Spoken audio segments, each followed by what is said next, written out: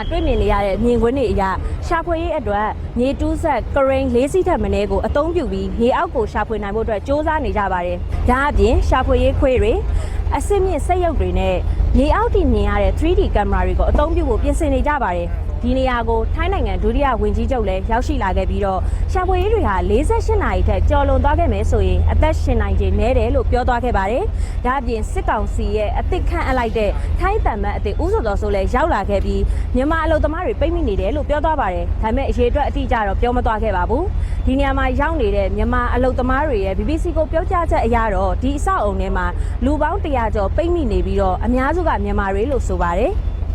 မနေ့တော့ဖြစ်သွားတဲ့အဖြစ်ပြရတွေ့ရတာဒီနေ့ထိပါနှလုံးတွေလည်းမငြိမ်စိတ်တွေလည်းမကောင်းကျွန်တော်တို့ကိုယ်တိုင်နဲ့ပြေးရတာတအမြင့်မှာလောက်တော့ချိုးကကလိုင်းတွေပြကြတာကလိုင်းပြကြတေကြဒီအနီးနားမှာကြတာဒီမှာမြင့်မြင့်ကိုတွေ့ပေါ့ကိုယ်တွေနဲ့အနီးဆုံးနေရပါ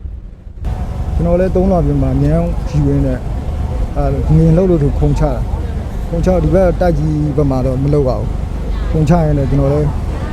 ဟိုပါလဲလွတ်မြောက်ခဲ့တာပေါ့အောက်လဲရောက်ဝုန်းစုပူတာပဲဘယ်လောက်အချိန်ကြာလဲအဲ့ဒီအချိန်တွေမှာကြုံရတဲ့အချိန်တွေကလေအကိုတို့ကဘယ်လောက်တောင်ပြေးရတော့2မိနစ်လောက်တော့ရှိရအောင်2မိနစ်လောက်နေမှာပြေးတာဝုန်းစုငယ်ချင်းတွေလည်းသူ့ရဲ့စိတ်မကောင်းပါဘူးငယ်ချင်းတွေလည်းလာရှာနေခုလာစောင့်နေရပေါ့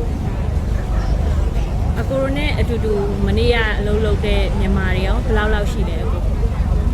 ကျွန်တော်လည်းအလုပ်လုပ်တာကျွန်တော်တို့ကအဖွဲတွေကကွဲတယ်လေကျွန်တော်တို့အဖွဲကတက်ဒီမျိုးဖွဲတွေလည်းရှိတယ်အဖွဲတွေနဲ့ဆိုကျွန်တော်အဖွဲက17ယောက်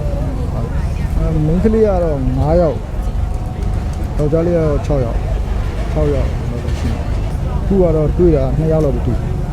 2ယောက်ကအသက်ရှင်ပြန်တွေ့ရတာဟုတ်ပြီရှိတယ်ကိုယ်တငယ်ချင်းတွေဘာမှမဖြစ်ပါသေးတယ်လို့ဆုတောင်းပါ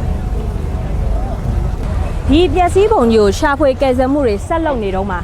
လွတ်မြောက်လာသူတွေနဲ့ပိတ်မိနေသူတွေရဲ့မိသားစုဝင်မြန်မာတွေဒီနေရာမှာရှိနေပါတယ်။သူတို့ဟာသူတို့ရဲ့မိသားစုဝင်တွေနဲ့လုပ်ဖော်ကင်ဘတ်တွေအသက်ရှင်လျက်ပြန်တွေ့နိုင်ဖို့အတွက်မျှော်လင့်နေကြပါတယ်။ကျွန်မကတော့ BBC သတင်းတောက်နှင်းမို့ပါဘန်ကောက်ချက်တူချက်ကနေသတင်းပေးပို့နေပါတယ်